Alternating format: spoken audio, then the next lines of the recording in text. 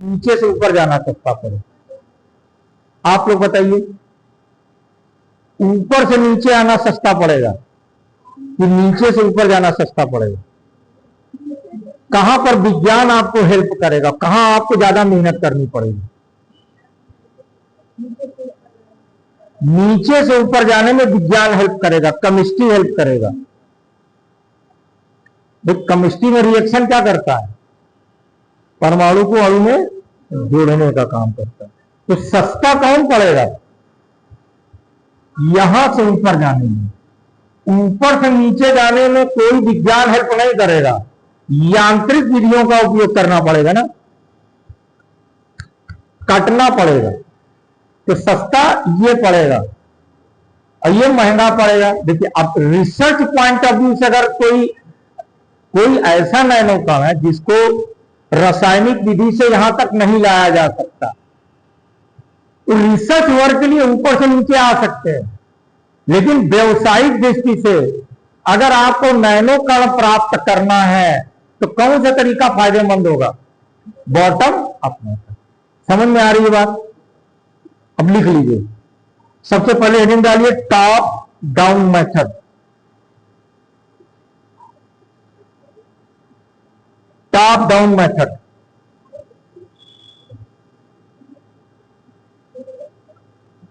लिखिए इसमें, या खर्चीली और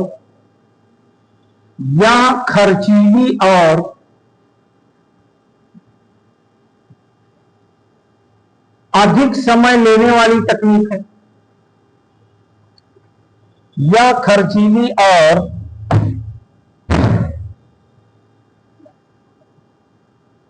खर्चीली और अधिक समय लेने वाली तकनीक है।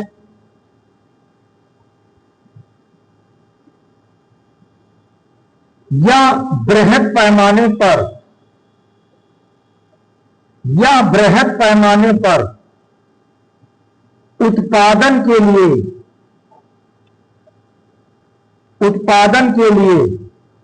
उपयुक्त नहीं है।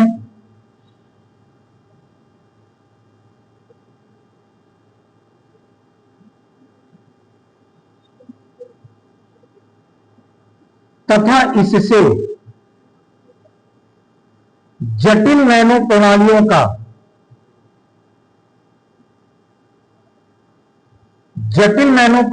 का निर्माण संभव नहीं है।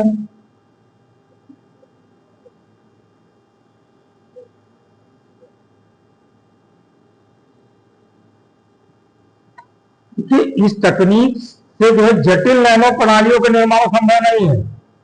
और अगर मैंने कहा कि अगर उत्पादन व्यवसायिक के लिए आपको चाहिए तो महंगा पड़ेगा। नेक्स्ट पॉइंट, यह विधि प्रारंभिक अनुसंधान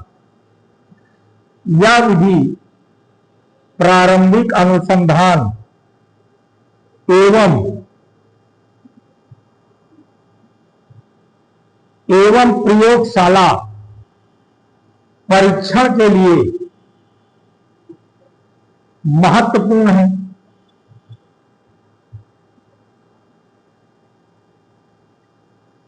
अब लिखिए बॉटम अप मेथड।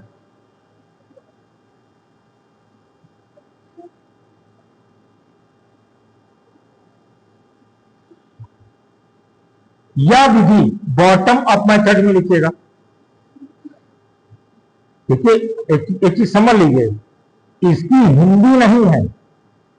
जब भी कभी लिखना है आपको तो इसी में लिखना, भले आप बॉटम हिंदी में लिख दीजिए, यहां पर हिंदी वर्ड का उपयोग मत करिए। देखिए, यह विधि रासायनिक संश्लेषण के सिद्धांत पर आधारित है।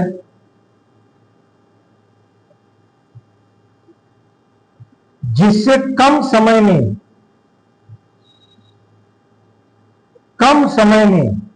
बड़ी संख्या में जटिल नैनो प्रणालियों का कम समय में बड़ी संख्या में जटिल नैनो प्रणालियों का विकास किया जा सकता है।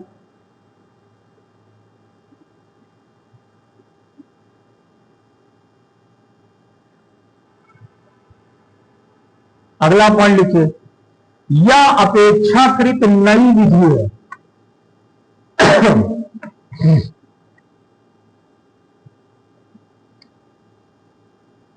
जो भविष्य में नैनो तकनीक की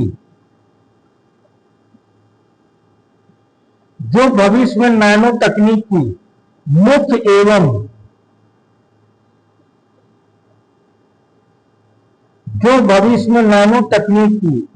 एवं सस्ती विधि के रूप में स्थापित होगी।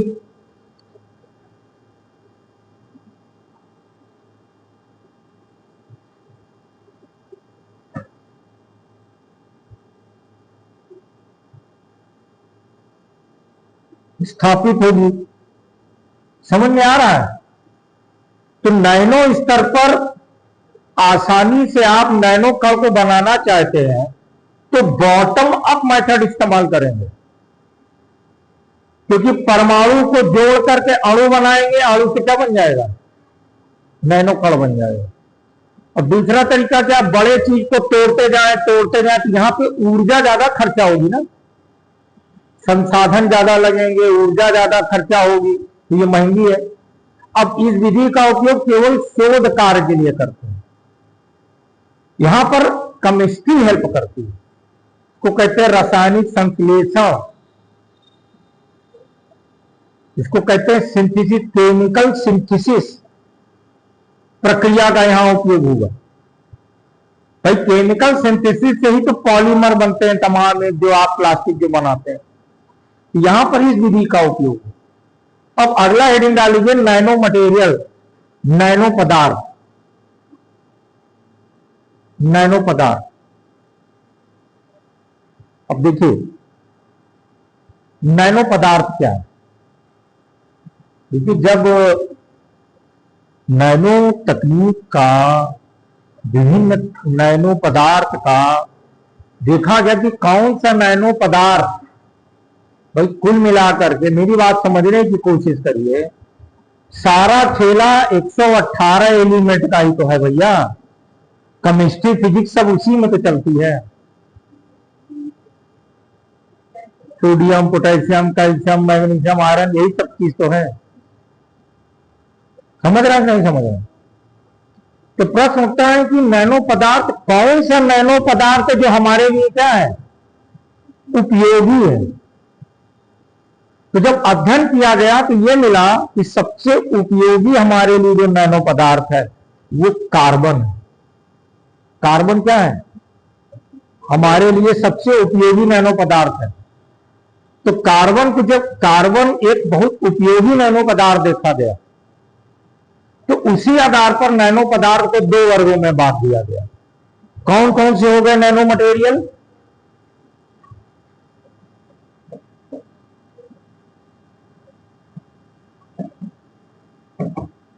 एक तो हो गया, लिखिए यहां कार्बन रहित नैनो पदार्थ, और एक हो गया कार्बन नैनो पदार्थ। कार्बन नैनो पदार्थ, और एक हो गया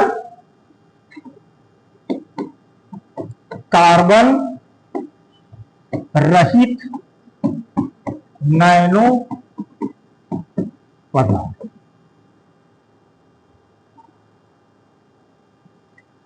ज्यादा उपयोगी हमारे लिए जो नैनो मटेरियल है वो कौन से हैं? कार्बन नैनो पदार्थ। और कार्बन रहित नैनो पदार्थ कौन कौन से? पहले इसकी चर्चा कर लेते हैं। कुछ ऐसे पदार्थ भी मिले, सारा देखिए केमिस्ट्री का सारा खेल, मैंने बार बार कहता हूं, 118 एलिमेंट का है। जो पीरियोडिक टेबल आप पढ़ते हैं, मेंडलीव की अवर सारणी आई, आधुनिक अवर सारणी आई, कक्षा 8, 9, 10 में पढ़ा है। तो कुछ ऐसे नैनो पदार्थ हैं जो कि कार्बन रहित है लेकिन हमारे लिए उपयोगी हैं। इसमें लिख लीजिए नंबर 1, 2 करके, उसको फिर डिटेल में बात करते हैं। लिखिए सिल्वर यानी चांदी नैनो पदार्थ, प्लेटिनम नैनो कण, टाइटेनियम नैनो कण, एल्यूमिनियम नैनो कण,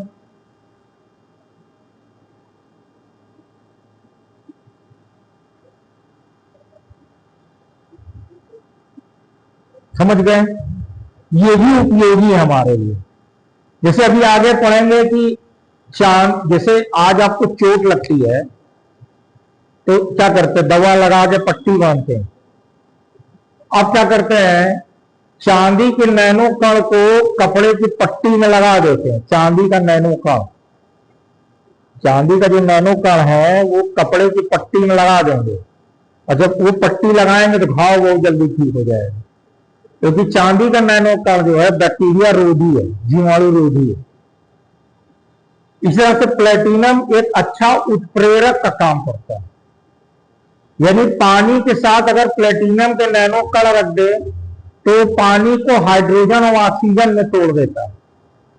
समझ रहे हैं बात को? लेकिन उपयोगी ये ज्यादा। तो पहले थोड़ा कार्बन को समझते हैं, आप में से बहुत सारे लोग नहीं जानते हैं। पहले कार्बन के बारे में हम समझते हैं, फिर आगे बढ़ते हैं। तो पहले कार्बन को समझते हैं। कार्बन जानते हो एक तत्व है। कार्बन क्या एक तत्व है? कार्बन का परमाणु भार कितना होता है बोलो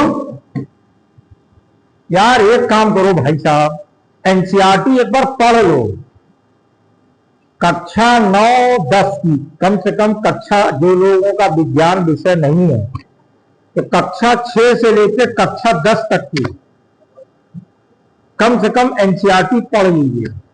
ये तमाम, आप नेट पे जाएंगे तो तमाम वीडियो पढ़े एनसीईआरटी का, वो वीडियो देख लीजिए। कक्षा 6 से कक्षा 10 तक की विज्ञान की एनसीईआरटी देख लीजिए, या वीडियो देख लीजिए या किताब पढ़ लीजिए। बहुत जरूरी है जानना, समझ रहे हैं? तो कार्बन का जो परमाणु भार होता है बेटा, वो 12 होता है। परमाणु भार किसे कहते हैं?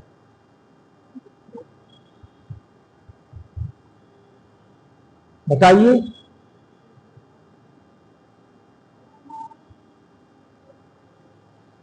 प्रोटॉनों की संख्या धन न्यूट्रॉनों की संख्या बराबर क्या होता है? परमाणु भार होता है। इसी परमाणु में प्रोटॉन और न्यूट्रॉन की संख्या को क्या कहते हैं? परमाणु भार कहते हैं।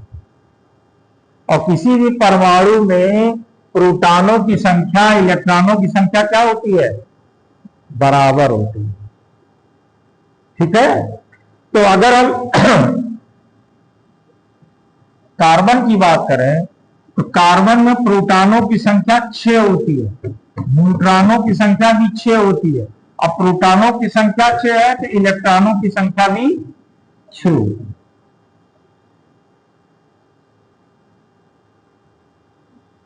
अब अगर कार्बन का परमाणु संरचना बनाएं, देखिए केंद्रक में 6 प्रोटॉन होगा, 6 न्यूट्रॉन होगा।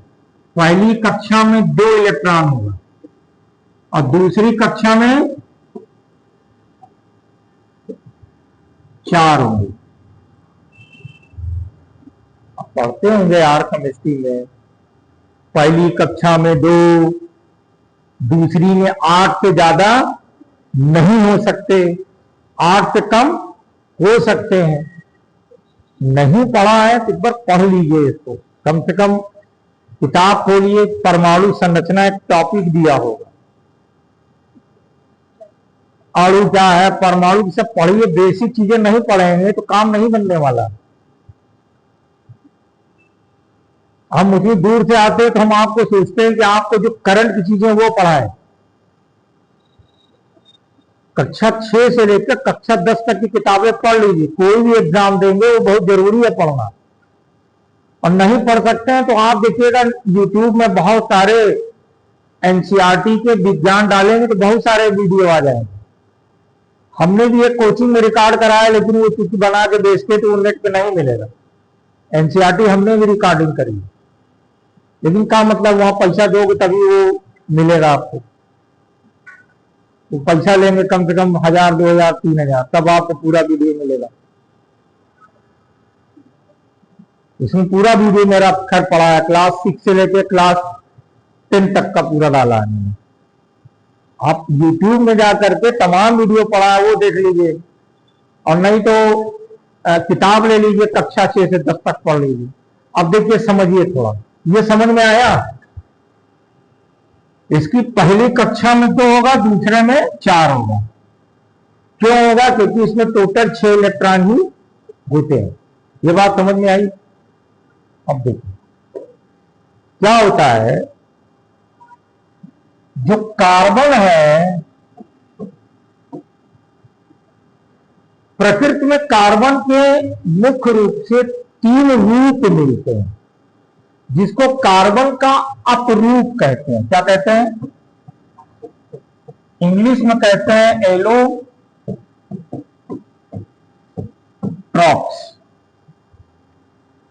एलोट्रॉप्स, ये एलोट्रॉप्स क्या है? देखिए, कार्बन आपको ग्रेफाइट के रूप में भी मिलेगा, कार्बन आपको डायमंड के रूप में भी मिलेगा, और फुल रीन के रूप में मिलेगा। ये तीनों कार्बन है। जो पेंसिल से आप लिखते हैं, पेंसिल में जो लीड होती है वो ग्रेफाइट होती है, और डायमंड भी ग्रेफाइट, डायमंड भी कार्बन होता है, और फ्लोरीन भी कार्बन होता है। ये चक्कर क्या है? असल में होता क्या है, मेरी बात समझिए। जैसे कार्बन का अणु है, अब आपने एक चैप्टर कभी पढ़िएगा परमाणु संरचना के बाद, एक चैप्टर आता है संयोजकता। एक टॉपिक है संयोजकता, इंग्लिश में कहते हैं वैलेंसी। जैसे हर इस परमाणु की, कार्बन परमाणु की ये टेंडेंसी है, 4 है, अंतिम कक्षा में 4 है, ठीक है। तो होता क्या है कि अगर आप देखें जो ग्रेफाइट है, डायमंड का जो, डायमंड यानी एलोट्रॉप का मतलब संगठन समान है, संरचना अलग अलग है। संगठन का समझ रहे हैं, सब कार्बन का बना है, लेकिन कार्बन का अरेंजमेंट, अरेंजमेंट समझ रहे हो, अलग अलग तरीके से। डायमंड भी कार्बन के परमाणु का बना है, ग्रेफाइट भी कार्बन के परमाणु का बना है, फ्लोरीन भी कार्बन के परमाणु का बना है। जैसे कमरे में एक अरेंजमेंट है, लड़के ऐसे बैठे हैं, कुछ लड़के ऐसे बैठे हैं। अब सीट को घुमा दो तो अरेंजमेंट बदल गया कि नहीं बदल गया? समझ रहे हैं कि नहीं? सारे स्टूडेंट इस तरीके से बैठे हैं, अब सीट को हम ऐसे घुमा दें तो अरेंजमेंट बदल गया कि नहीं बदल गया? बस यही अंतर होता है। संगठन समान हो, संरचना अलग अलग हो, तो इसे हम अपरूप कहते हैं। अभी सीटिंग व्यवस्था इस तरीके से है, अब सीटिंग व्यवस्था हम खसका दें, इधर उधर कर दें, तो अरेंजमेंट बदल गया, स्टूडेंट तो वही है ना। बस ये होता है, संगठन समान हो, संरचना अलग अलग हो, तो इसे हम क्या कहते हैं? तो अपरूप। तो कार्बन के 3 अपरूप, यानी कार्बन के परमाणु 3 तरीके से व्यवस्थित है। अब 3 तरीके के व्यवस्थित में एक तो ग्रेफाइट है। अब जैसे इसमें तो नेट चलता नहीं होगा, चलता है?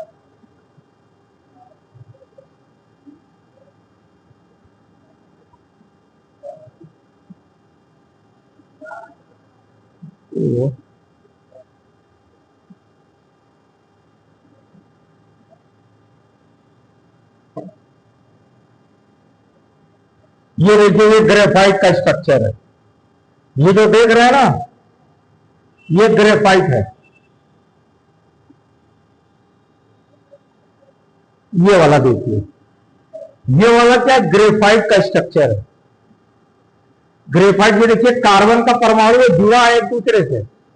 एक कार्बन कितने से जुड़ता है? 4 से जुड़ना चाहिए।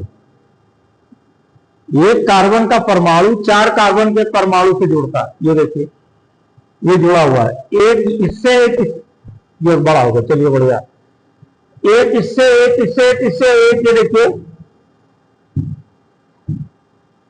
एक इससे एक, इससे एक, एक ये देखिए इससे जुड़ा हुआ है। अब इसको चादर समझिए ना ऐसे, ये ग्रेफाइट है, ये ग्रेफाइट का परमाणु है। पहले ग्रेफाइट समझिए, समझ रहे हैं कि नहीं? ये ग्रेफाइट है, इससे परत दर परत जुड़ा हुआ है। जैसे एक चादर है तो दूसरी चादर। अब देखिए यहां पर जो बॉन्ड है, ये बॉन्ड एक परमाणु दूसरे परमाणु के साथ जुड़ा है। आपने पढ़ा होगा कि कार्बन का जो इलेक्ट्रॉन एक दूसरे के साथ जुड़ा हुआ है, तो यहां पर जो है ये बॉन्ड बना। अब ये इससे जुड़ा है, तो यहां देखिए डॉट डॉट करके दिखाया है ना, तो इसके और इसके बीच में जो ये बॉन्ड, इसको वांडर वाल फोर्सेस कहते हैं या वांडर वाल बॉन्ड कहते हैं। अब ये वांडर वाल बॉन्ड क्या होता है? कमजोर होता है। समझ गए कि नहीं? जैसे समझाना बड़ा टेढ़ा काम होता है तकनीक। ये कापी है, ये आपकी ग्रेफाइट हो गई, ठीक, यानी ऊपर की परत। अब इसको ऐसे खोले तो क्या हो गया? ये ग्राफीन हो गया। बात मेरी समझिए। एक साइंटिस्ट, दो साइंटिस्ट थे, एक का नाम था आंद्रे, एक नोवोस्लोक थे और एक आंद्रे जीन थे। इनको नोबेल पुरस्कार मिला 2012 का। उन्होंने ग्रेफाइट की एक सीख ले ली थी, ग्रेफाइट की मोटी ऐसे कापी ले ली थी, और वो ये सोच रहे थे कि जो ये वांडर वाल फोर्स है ये कमजोर है, ये वाला कमजोर बॉन्ड है, और ये वाला बॉन्ड क्या है? ताकतवर बॉन्ड है। तो उन्होंने इस पर कुछ प्लास्टिक चिपका के झटका देके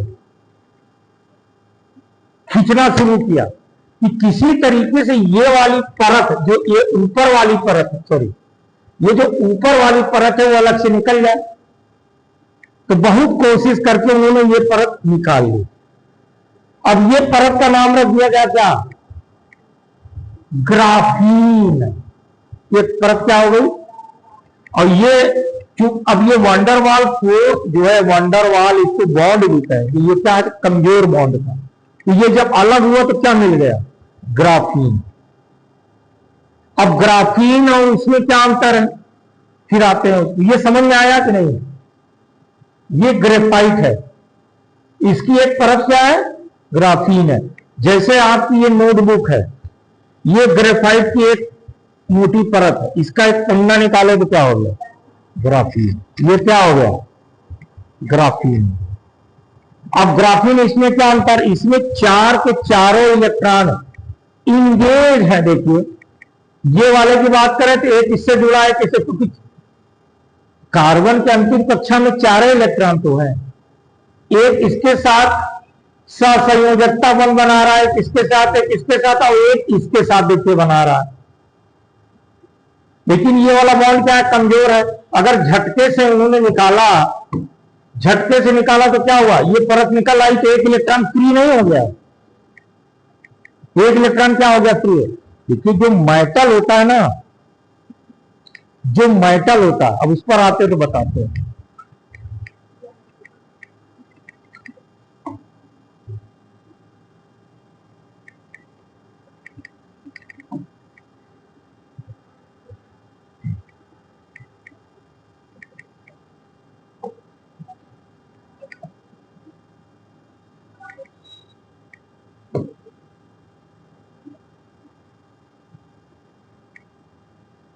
मेटल जैसे सोना, चांदी, पीतल, वो विद्युत का सुचालक क्यों होता है? लकड़ी क्यों नहीं होता? इसका कारण मेरे पहले उसको समझिएगा तो ये समझ में आएगा। जो मेटल होता है, लोहा, चांदी, तांबा, पीतल, उसका जो केंद्रक में प्रोटॉन और न्यूट्रॉन की संख्या बहुत ज्यादा होती है। अंतिम कक्षा जो होती है वो केंद्रक से बहुत दूर होती है। अंतिम कक्षा में 1 या 2 इलेक्ट्रॉन होते हैं। और अंतिम कक्षा की प्रोटॉन से दूरी हो गई, यानी ये इलेक्ट्रॉन प्रोटॉन से दूर हो गया ना, थोड़ा सा बाहर से विद्युत वाहक बल देंगे तो इलेक्ट्रॉन क्या हो जाएगा, कक्षा को छोड़ करके फ्लो करने लगता है। ये मेटल की क्वालिटी होती है। अब देखिए कार्बन में क्या है कि अंतिम कक्षा में इसके 4 इलेक्ट्रॉन है। कार्बन भी विद्युत का सुचालक है, लेकिन उतना अच्छा सुचालक नहीं है। तो जब हमने अभी आपको बताया कि जैसे ये है, ऐसे है हेक्सागोनल। अब एक आप देखेंगे, ये देखिए ऐसे जुड़ा हुआ है, ऐसे जुड़ा हुआ है, एक तीर जुड़ा और एक यहां पर कार्बन से जुड़ा हुआ है। जब ये टूट जाएगा तो एक इलेक्ट्रॉन फ्री नहीं हो जाएगा। बात मेरी समझ रहे हैं कि नहीं? अब जो अगर एक चादर आप निकालेंगे ग्रेफाइट की तो वो पारदर्शी होगी, अपारदर्शी होगी? पारदर्शी होगी ना। एक परमाणु जितनी मोटी चादर आएगी कि नहीं, तो एक परमाणु जितनी मोटी चादर क्या होगी, पारगम्य होगी। बोलिए, और उसका एक इलेक्ट्रॉन क्या हो जा रहा है, फ्री हो गया ना। जब ये आपने ग्राफीन निकाला तो एक इलेक्ट्रॉन क्या हो गया, स्वतंत्र हो गया। यानी उसको बाहर से विद्युत वाहक बल देंगे तो इलेक्ट्रॉन आराम से क्या होगा, फ्लो होगा, और प्रतिरोध भी बहुत कम होगा। प्रतिरोध क्यों होता है, जब इलेक्ट्रॉन बह रहा है तो मार्ग में अन्य परमाणु से या अन्य इलेक्ट्रॉन से टकरा रहा है ना। अब ये क्या होगा, एक इलेक्ट्रॉन फ्री होगा तो इसकी जो ग्राफीन की जो चालकता है चांदी से 1000 गुना अधिक। सबसे अच्छा सुचालक कौन होता है, चांदी होता है मेटल में। और ग्राफीन की चालकता क्या हो गई, चांदी की तुलना में 1000 गुना हो गई। चालकता बहुत बढ़ गई क्योंकि एक इलेक्ट्रॉन इसमें क्या हो गया, फ्री हो गया।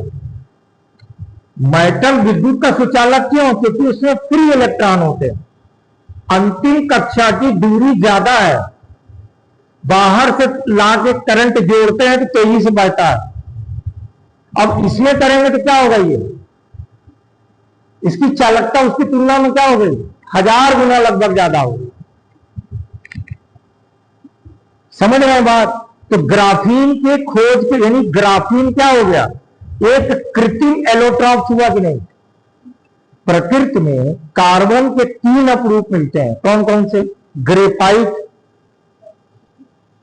डायमंड और फुलरीन। और अप्राकृतिक एलोट्रॉप कौन हो गया, ग्राफीन। ये किसने बनाया, मानव ने बनाया कृत्रिम तरीके। बात समझ में आ रही है कि नहीं आ रही? विज्ञान एक ऐसा होता है ना, अगर समझ में आता है तो बहुत आता है, और नहीं आता तो फिर नहीं आता। उसमें फिजिक्स में या तो लोग टॉप करते हैं या फेल होते हैं। जो हाल मैथ का हो, क्योंकि मैथ फिजिक्स की आत्मा है। मैथ जो होती है फिजिक्स की आत्मा होती है। एक परत, जैसे ये ग्राफ, एक परत निकाल रहे हो ना, तो जो पहली बार आंद्रे गिल ने कोशिश की, बड़ी मेहनत से परत निकाला, और जो परत निकाला उसी को क्या कह देते हैं, ग्राफीन। जैसे आपकी ये, मैं फिर से बताता हूं, जैसे ये इनकी नोटबुक है, ये ग्रेफाइट है, इसका एक पन्ना क्या हो गया, ग्राफीन हो गया। क्योंकि इस वाले कार्बन की लेयर में और इसकी लेयर के बीच में कौन सा है, वांडर वाल फोर्स है, जो क्या है, कमजोर फोर्स है। ऐसा सब में नहीं होता है, केवल कार्बन के ग्रेफाइट में देखा गया। इसीलिए ग्रेफाइट का उपयोग करके जो आज आप मोबाइल चला रहे हो, उसमें ग्राफीन की शीट ही इस्तेमाल की जाती है। बात समझ रहे हैं? हाँ, क्या है, ये समझ में आया कि नहीं? हाँ, तुमको समझ में आया, नहीं आया? देखिए होता क्या ना कि आप अगर बेसिक विज्ञान नहीं पढ़े हैं तो थोड़ी दिक्कत होती है। अब आपको परमाणु ना मालूम हो तब तो दिक्कत होगी। कम से कम परमाणु अणु तो मालूम है कि परमाणु अणु में अंतर क्या होता है, इलेक्ट्रॉन, प्रोटॉन, न्यूट्रॉन क्या होता है, संयोजकता क्या होती है, ये जानना चाहिए। ये केमिस्ट्री का सबसे बेसिक टॉपिक होता है। अगर आप ये नहीं जानेंगे तो कुछ नहीं समझ में आएगा। अब चलिए, समझ में इतनी बात आ गई, क्योंकि आप इस तरह से देखेंगे ना बेटा, ये देखिए, ये ऐसे ही तो है।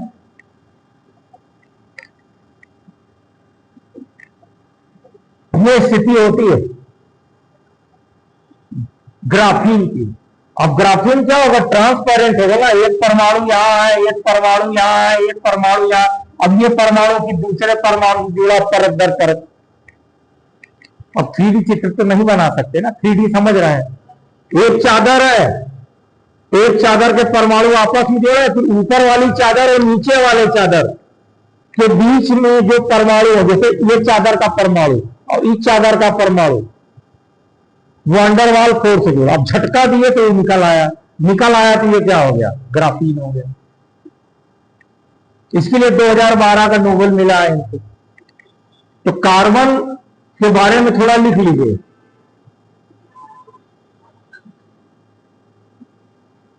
कार्बन के प्रकृति में, कार्बन के प्रकृति में 3 अपरूप मिलते हैं। कार्बन के प्रकृति में 3 अपरूप मिलते हैं। Number 1 graphite, number 2 diamond, number 3 fullerene. आप अगर इन तीनों का स्ट्रक्चर देखना चाहें ना तो नेट पे जाइएगा, उसमें डाल दीजिएगा क्या? Structure of carbon allotropes. Net पे जा करके structure of carbon allotropes, natural allotropes, तो तीनों का स्ट्रक्चर आपको दिखेगा, अलग अलग दिखेगा। जैसे ग्रेफाइट का दिखा तो डायमंड का ऐसा नहीं होता। डायमंड का लगभग ऐसे बन जाएगा, लगभग ऐसे ऐसे करके बना है, ये इस तरीके से डायमंड का दिखेगा आपको बड़ा, ये डायमंड का दिखेगा। डायमंड में कार्बन का अरेंजमेंट अलग हो गया है, ग्रेफाइट में अलग हो गया है, फुलरीन में अलग हो गया, अरेंजमेंट बदल गया है। लिखा, कार्बन के प्रकृति में 3 अपरूप होते हैं। अब नीचे, हाँ, फुलरीन भी एक कार्बन का अपरूप है। जैसे आप देखते नहीं हो जो मोबिल वगैरह इस्तेमाल करते हैं, वो भी कार्बन ही है, उसमें कार्बन का फुलरीन रूप होता है। देखिए, जब मोबिल काला होगा तो जब मोबिल यूज करते तो एकदम काले रंग का नहीं हो जाता, तो फुलरीन होता है, वो भी कार्बन का प्रूफ है। कार्बन का प्रूफ वो भी है, ये नेचुरल कार्बन का प्रूफ। नीचे लिख लीजिए, पहले अप्रूफ का मायने लिख लीजिए। अप्रूफ कहते किसे हैं? देखिए, ऐसे लिखिए, प्रकृति में मिलने वाले ऐसे पदार्थ जिनका संगठन तो समान होता है, संगठन तो समान होता है, परंतु संरचना भिन्न होती है, उन्हें अपरूप कहते हैं।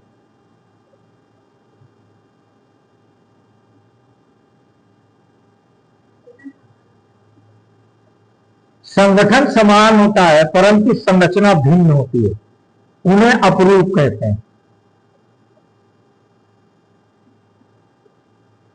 अब लिखिए, हेडिंग डालिए नीचे, कार्बन का कृत्रिम अपरूप। कार्बन का कृत्रिम अपरूप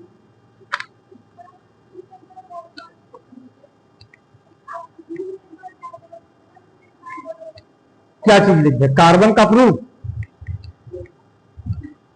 कार्बन, हेडिंग डाल लीजिए, कार्बन का कृत्रिम अपरूप, कृत्रिम अपरूप, artificial allotropes of carbon, artificial allotropes of carbon. ये अच्छे से समझे हैं कि नहीं, ये बताइए। आप सीधा याद रखिए कि हमारी नोटबुक हो गई ग्रेफाइट और उसका एक पन्ना क्या हो गया, ग्राफीन। अब इसमें हेडिंग डालिए, कृत्रिम अपरूप में ग्राफीन, ग्राफीन लिखिए।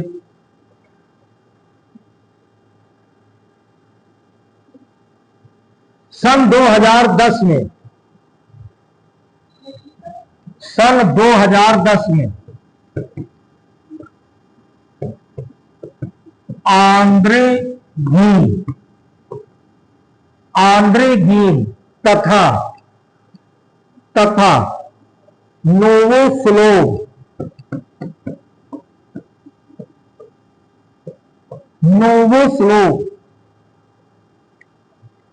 नामक वैज्ञानिकों ने ग्रेफाइट से ग्राफीन को प्राप्त किया था।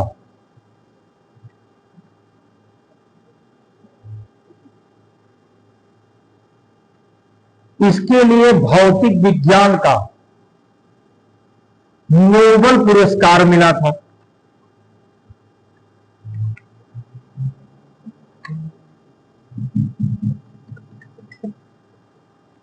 बड़ी मेहनत करी थी इन लोगों ने, कई वर्षों से लगे थे कि कार्बन की एक परमाणु जितनी, अब आप ये बताइए जो ग्राफीन होगा वो 2D होगा कि 3D होगा, सोच के बताइएगा। जैसे इनकी ये नोटबुक है, ये 2D है कि 3D है, ये बताओ पहले।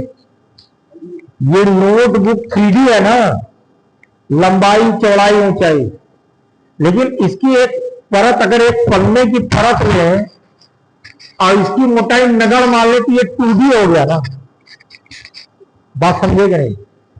अब वो जो ग्राफीन है, एक परमाणु जितनी मोटी चादर है तो वो 2D हो गई, लंबाई और चौड़ाई। मोटाई कितनी है, 10⁻⁻12। भाई मोटाई कितनी होगी बताओ भाई, 10⁻12 मीटर। तो ना के बराबर है कि नहीं, तो वो 2D हो गई कि नहीं। वो अब वो ट्रांसपेरेंट होगी कि ट्रांसपेरेंट नहीं होगी, ट्रांसपेरेंट होगी, क्योंकि एकदम जाली की तरह होगी ना, तो ट्रांसपेरेंट हो गई।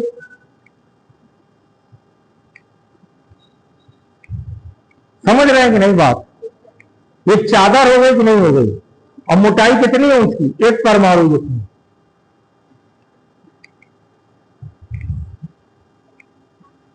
चलिए अब आगे लिखिए, अब नेक्स्ट पैरा से लिखिएगा। ग्राफीन कार्बन षष्ठकोण की एक परत है। ग्राफीन कार्बन षष्ठकोण, षष्ठकोण का मतलब है हेक्सागोनल।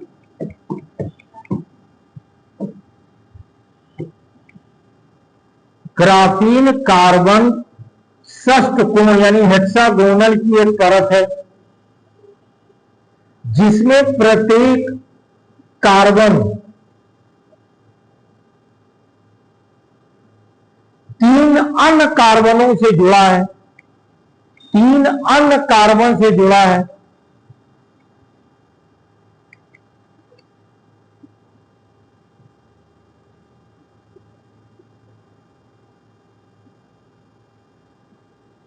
और सभी कार्बन के पास एक इलेक्ट्रॉन मुक्त रूप से पाया जाता है।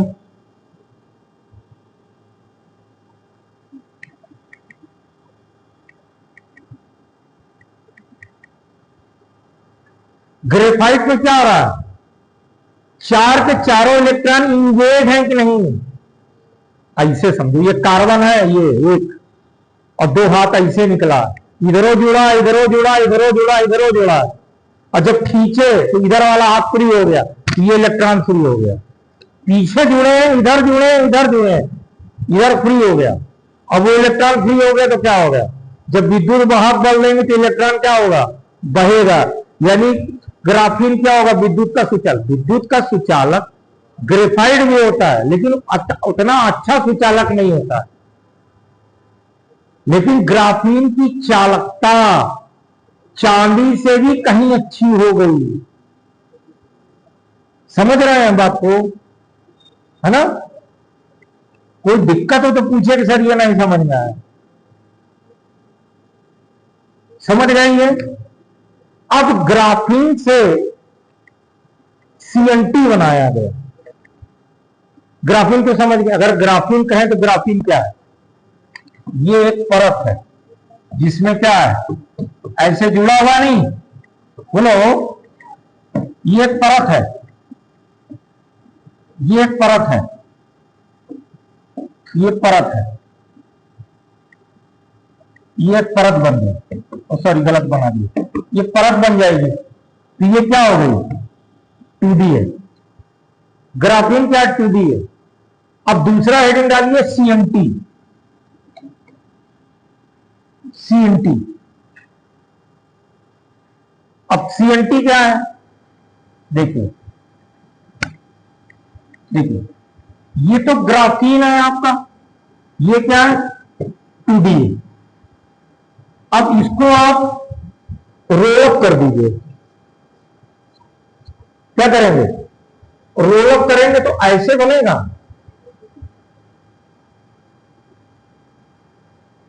तार जैसा रचना बनेगा। क्या बोलते,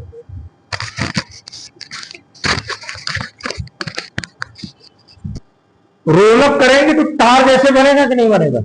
इसी को क्या कहते हैं, सीएनटी का मतलब कार्बन नैनोट्यूब।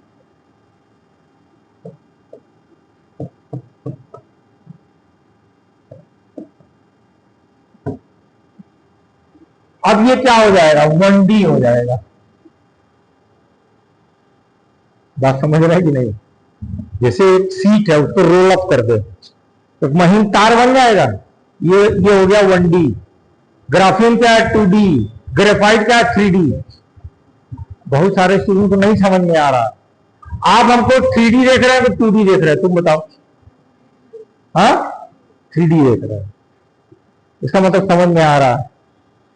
बहुत सारा बच्चों को 2D 3D का मतलब है नहीं है। 2D डी का मतलब होता है डायमेंशनल। हमको 3D देख रहा है, 3 डायमेंशनल देख रहा है। ये जो बोर्ड में लिख रहा है ये आप 2D देख रहे हैं, ये 3D देख रहे हैं, 2D देख रहे हैं। देखो, जब तक टीचर से कनेक्ट करके नहीं चलोगे, आत्मसात नहीं करोगे, तब तक कुछ होने वाला नहीं है। आया राम और गया राम जिंदगी रहती है। समझ रहे हैं? तो ये बना लिया वैज्ञानिकों ने CNT, carbon nano tube.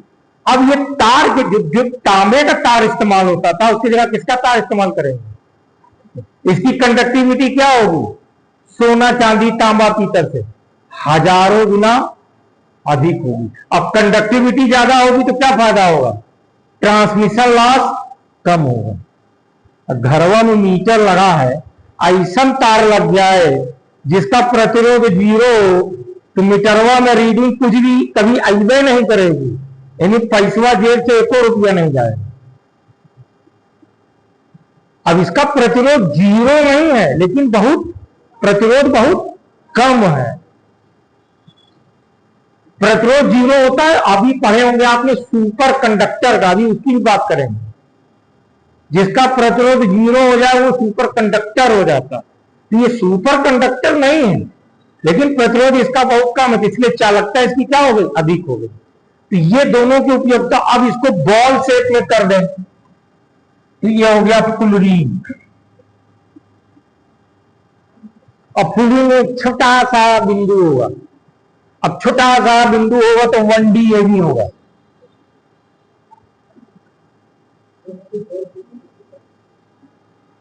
Ball shape में करते हैं प्रक्रिया के द्वारा, बॉल शेप में करेंगे तो ये फुलरिन बन जाएगा।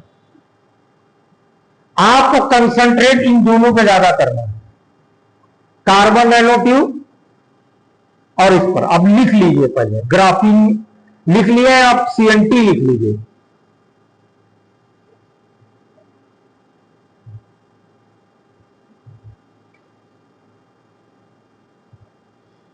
यह एक नलिका नुमा संरचना है, यह एक नलिका नुमा संरचना है जिसकी दीवार, यह एक नलिका नुमा संरचना है जिसकी दीवार कार्बन षष्ठकोण की बनी होती है।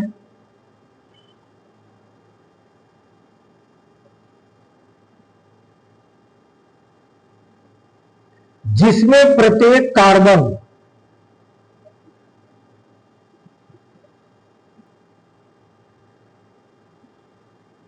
सहसंयोगी बंधन के द्वारा, सहसंयोगी बंधन के द्वारा 3 अन्य कार्बन से जुड़ा होता है।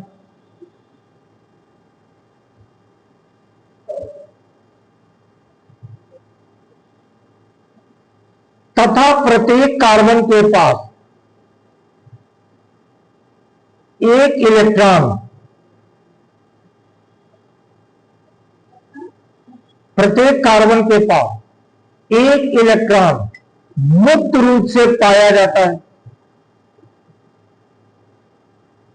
यानी आप इन दोनों का क्या, इन तीनों का गुणधर्म एक जैसा होगा कि नहीं होगा, है ना। अब अगला हेडिंग डालिए फ्लोरीन। यह गोलीय संरचना है,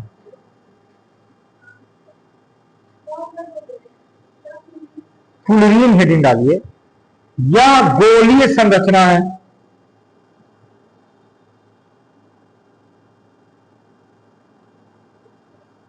जिसका निर्माण भी कार्बन षष्ठकोण से हुआ है।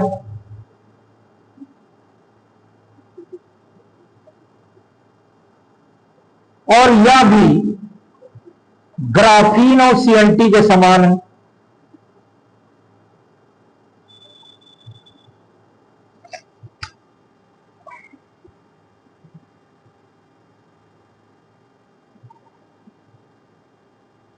देखिए, जो ये फ्लोरीन है ना, कुछ कृत्रिम बनाया गया। फ्लोरीन प्रकृति रूप से भी पाया जाता है, लेकिन ये दोनों प्रकृति में नहीं पाया जाएगा। इसको जो है कृत्रिम ढंग से बनाते हैं।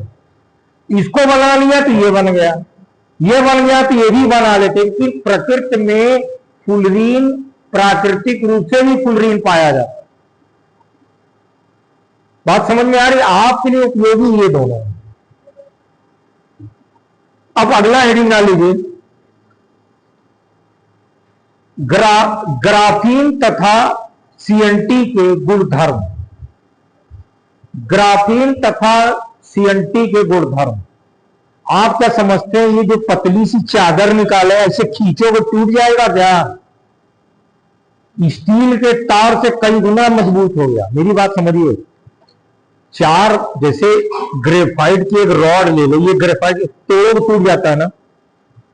ग्रेफाइट जैसे पेंसिल का जो लीड है, इसे तोड़ोगे तो टूट जाता है। लेकिन अब जानते हैं क्या होगा? जब इसको आपने इसका ग्राफीन या सीएनटी बनाया तो इसकी ताकत हजारों गुना बढ़ गई। मतलब खींचने से ये क्यों ऐसा हो रहा है? एक कार्बन के परमाणु में 4 इलेक्ट्रॉन, इधर भी जोड़ा है, एक इधर जोड़ा है, एक आगे जोड़ा है, ऐसे जोड़ा हुआ। एक से तो आपने तोड़ दिया, अब जो 3 तो होगा कायदे से पकड़ लेगा। बात मेरी समझ रहे हैं? पहले 4 से जुड़ा था, टूट गया। अब उसके पास ताकत, जो एक की ताकत थी वो 3 में डिवाइड हो गई। पहले ताकत 4 भाग में डिवाइड थी, अब ताकत 3 भाग में डिवाइड हो गई। तो ताकत बढ़ गई, तो अब क्या करेगा? पकड़ के रखेगा। यानी इस तार को तोड़ना चाहे तो ये टूटेगा नहीं। तो आगे आगे बैठे, सुनाई नहीं देता। इधर आओ, इधर आओ, उठो, आओ, इधर आओ। और आगे बैठी तो काय पीछे बैठ गई है? आओ इधर आओ। लेट में आती है, इसको मारेंगे किसी दिन जो है लेट में आती है। लेट में आती है, बैठो यहाँ बैठो।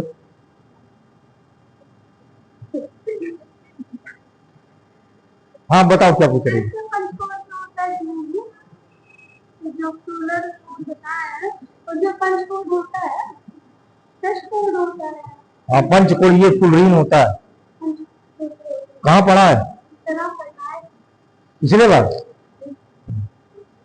ये समझ में आया कि नहीं? अब देखिए, अब देखिए आगे बढ़ते हैं। अब गुणधर्म लिखना शुरू करिए। पहला पहला गुणधर्म लिखिए यांत्रिक। पहला हेडिंग डालिए यांत्रिक गुण। यांत्रिक गुण हेडिंग डालिए। लिखिए ग्राफीन या सीएनटी। ग्राफीन या सीएनटी इस्पात से, इस्पात यानी लोहे से 100 गुना मजबूत, इस्पात से 100 गुना मजबूत और एल्युमिनियम से 10 गुना हल्का होता है। इस्पात से 100 गुना मजबूत और एल्युमिनियम से 10 गुना हल्का होता है। बिना टूटे दाब सहने की क्षमता, बिना टूटे दाब सहने की क्षमता, बिना टूटे दाब सहने की क्षमता के आधार पर ये अब तक का सर्वश्रेष्ठ पदार्थ है।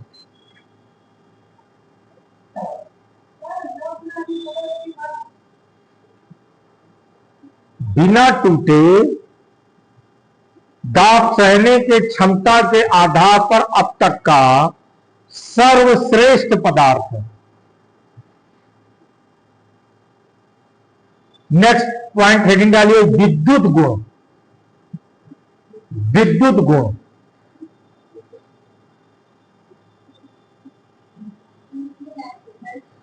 विद्युत गुण, इलेक्ट्रिक प्रॉपर्टी, इलेक्ट्रिक प्रॉपर्टी या चांदी के तार के तुलना में, या चांदी के तार के तुलना में 1000 गुना बेहतर, 1000 गुना बेहतर सुचालक होता है।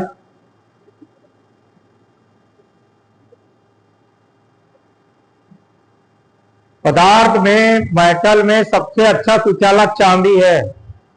चांदी से 1000 गुना इसकी कंडक्टिविटी बढ़ गई कि नहीं बढ़ गई? क्यों बढ़ गई? जितना छोटा होता जाएगा उसका वातावरण से इंटरेक्शन उतना ज्यादा होता जाएगा, प्रतिरोध भी इसका कम हो जाएगा। एक एटम यहां है तो दूसरा एटम यहां, तीसरा एटम यहां, तो इलेक्ट्रॉन का फ्लो क्या होगा? आसानी से होगा। नेक्स्ट हेडिंग तापीय गुण। तापीय गुण,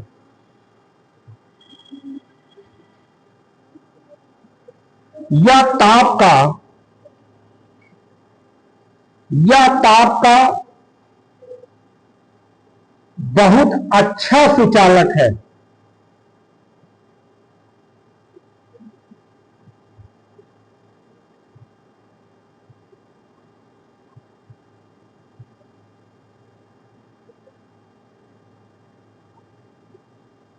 जो निर्वात में, जो निर्वात में, वैक्यूम में 2800 डिग्री सेल्सियस, 2800 डिग्री सेल्सियस तथा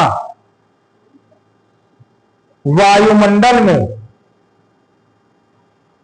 780 डिग्री सेल्सियस, 780 डिग्री सेल्सियस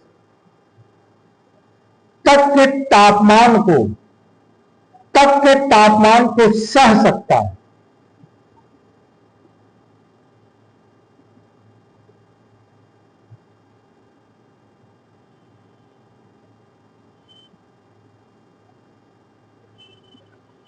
समझ में बात आ रही है? इसका ताप सहने की क्षमता, कंडक्टिविटी कई गुना बढ़ गई। आप देखेंगे 2010-11 के आसपास ही टच मोबाइल ज्यादा आना शुरू हुए, जब आंद्रे गिम ने ग्राफीन की खोज कर ली, तभी से टच मोबाइल का प्रचलन बढ़ा। पहले कीपैड वाला आता था, समझ रहे हैं?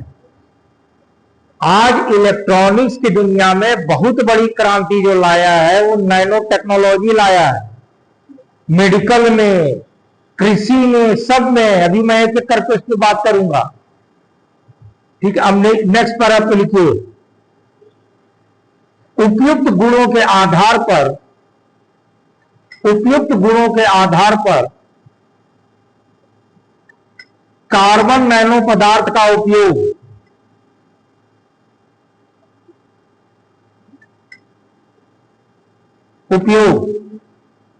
वायुयान निर्माण में, कामा,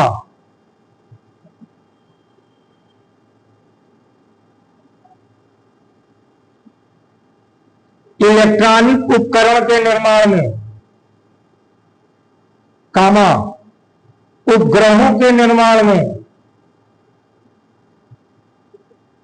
कामा, सैनिक साजो सामान के निर्माण में, सैनिक साजो सामान के निर्माण में, कामा, वस्त्र और जूते के निर्माण में,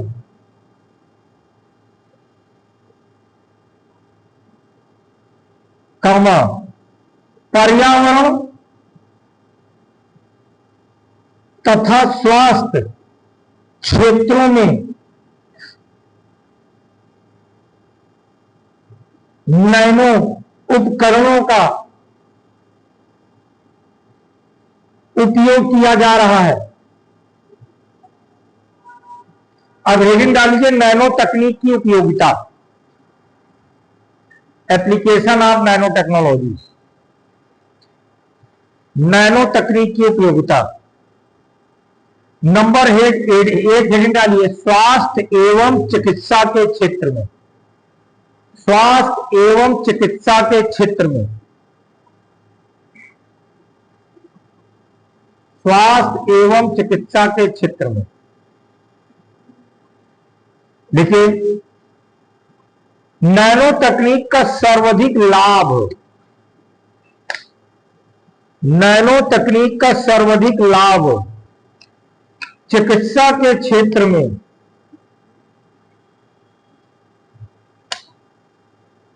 किया जा रहा है।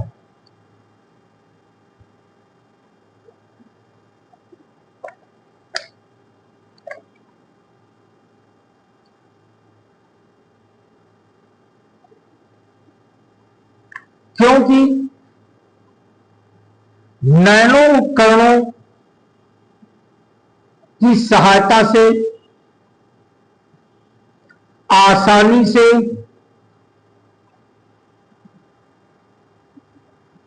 कोशिका के अंदर होने वाली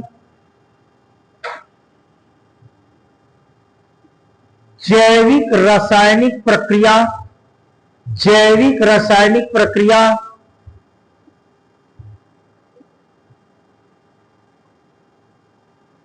को समझा जा सकता है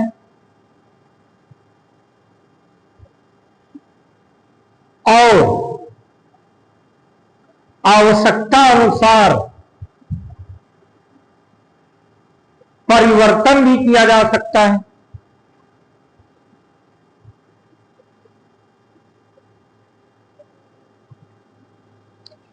परिवर्तन भी किया जा सकता है।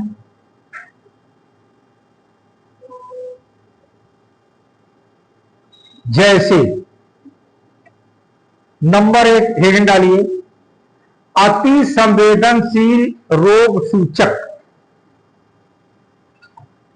अति संवेदनशील रोग सूचक, हेडिंग डाल लीजिए, अति संवेदनशील रोग सूचक। इंग्लिश में कहेंगे हाईली डिजीज